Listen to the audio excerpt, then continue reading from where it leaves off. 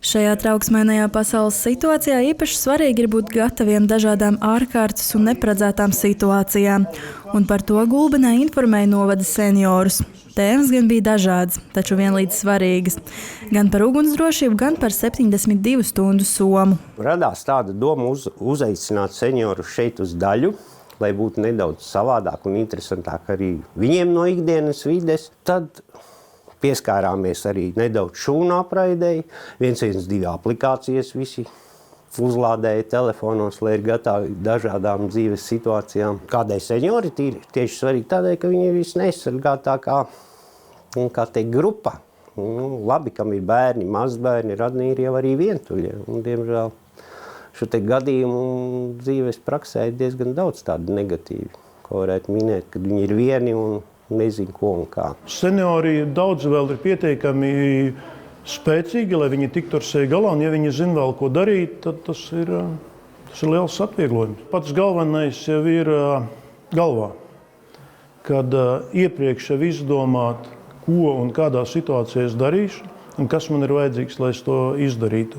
Un ja katrs mierīgi ir sev uztaisījis plāniņu, ko es darīšu pats, kā es komunicēšu ar saviem tuviniekiem, kā es viņiem palīdzēšu. Varbūt es vēl kādam varu palīdzēt. Un nudien lielā senioru interese un daudzie jautājumi apliecināja, ka šī tēma ir aktuāla un nozīmīga. Mums ļoti svarīgi.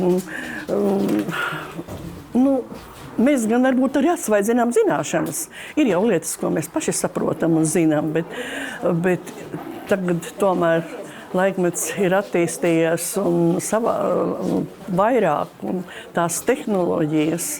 Un tā kā šī tikšanās mums ļoti vērtīga par ugunsdrošību, par detektoriem, par to, kā uzvesties, kā šādās situācijās rīkojās. Vai šie detektori ir vajadzīgi? Par 72 stundu somu, kas ir vajadzīgs? Vai vispār ir vajadzīgs? Vai ir vajadzīgas patvērtnes, vai nav vajadzīgas? Ja? Tātad tas tāds izglītojoša tikšanās šādā mūsu rakursā. Lai gan bieži tiek runāts par to, kas jāgādā 72 stundu somā, seniori paši atzina, ka ne visi to vēl ir sagatavojuši. Bet kas tad senioru prāt ir vissvarīgākais tajā? Svarīgākais, es domāju, ka ir tie mūsu pašu dokumenti. Lai mēs tādā apjukumā aizmirstam, nedrīkstētu. Svarīgākais, priekš mūsu dzīvības ūdens. Varētu būt arī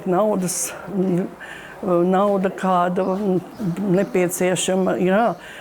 Faktiski svarīgs ir viss, ko mēs redzējām, lai kaut vai tās 3 dienas izdzīvotu. Jo ne jau tikai jārunā ir, kad jāevakuējās, ir kaut kad var arī būt pietrūkt elektrības, kaut ceļu izskalot, kad netiek no viensētām ārā. Tad jādomā arī, kas mums mājās ir vajadzīgs. Un arī vienmēr aicinu cilvēkus, lai viņi dalās ar saviem tuvākajiem, tanī, ko viņi atcerās. Turklāt sagatavošanās ikvienam dod ne tikai drošības sajūtu, bet arī pārliecību par spēju rīkoties neparedzētās situācijās.